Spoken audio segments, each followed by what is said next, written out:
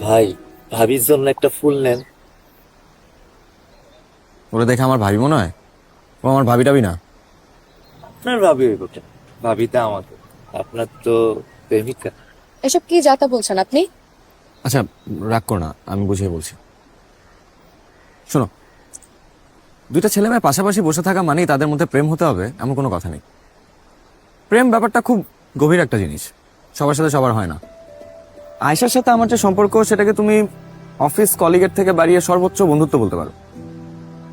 প্রেম ভাবার কোনো সুযোগ নেই, কিন্তু তার মানে এই না যে আমাদের মধ্যে প্রেম হতে পারে না। প্রেম ব্যাপারটা খুবই আনপ্রেডিক্টেবল। কখন কার সাথে কোথায় কিভাবে প্রেম হয়ে যাবে সেটা তুমি আগে থেকে বুঝতে পারবে না। নিকলাস পার্ট নামে একজন মনীষী বলেছিল, love is like the wind, you can see it but you can feel it. এই লোককে এসব বলার কি দরকার আছে? আশ্চর্য। এই ভাই, আপনি জানতো আমাদের ফুল লাগবে না। হ্যাঁ ম্যাডাম, আমি আগেই বুঝছি।